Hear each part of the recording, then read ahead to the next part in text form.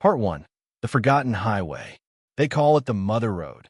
Stretching over 2,400 miles, Route 66 was once the beating heart of America's highway system, the symbol of freedom, adventure, and the open road.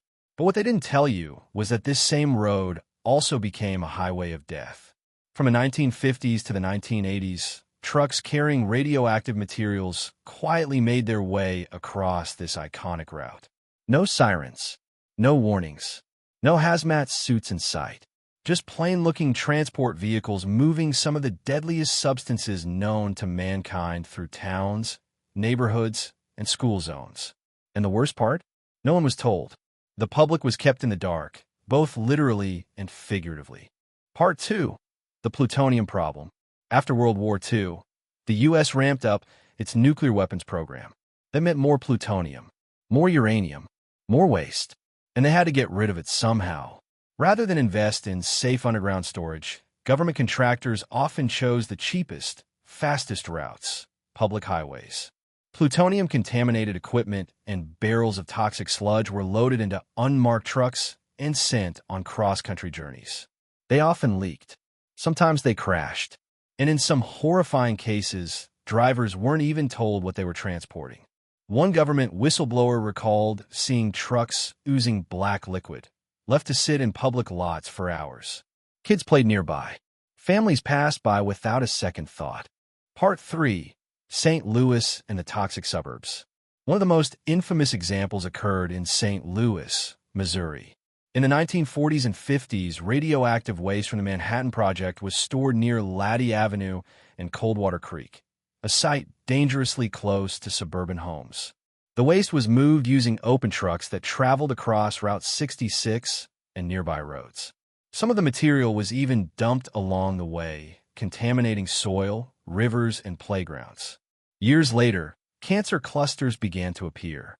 Children developed rare diseases. Entire communities demanded answers and were met with silence or denial.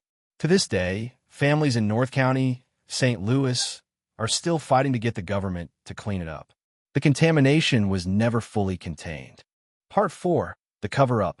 Documents obtained through the Freedom of Information Act revealed a shocking pattern of negligence and secrecy. In many cases, officials knew about the risks, the leaks, and the contamination, but chose to ignore them. Health inspectors were ordered to keep quiet. Reports were buried. In one 1972 memo, a Department of Energy official warned the continued transport of nuclear waste through public areas posed unacceptable health hazards. That memo was never acted upon. Meanwhile, people living near these roads were unknowingly breathing in radioactive dust. Their crops grew in poisoned soil. Their water ran over irradiated rocks.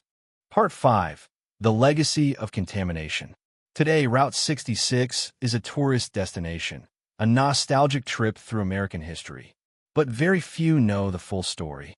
Many of the roads, ditches, and lots that were once part of the radioactive transport routes remain contaminated. In places like Ohio, New Mexico, and Illinois, testing has found traces of plutonium, thorium, and uranium in areas where children now play. And still, no official apology has ever been issued. This isn't just a story about a road. It's a story about how far government will go to protect its secrets, even if it means poisoning its own people.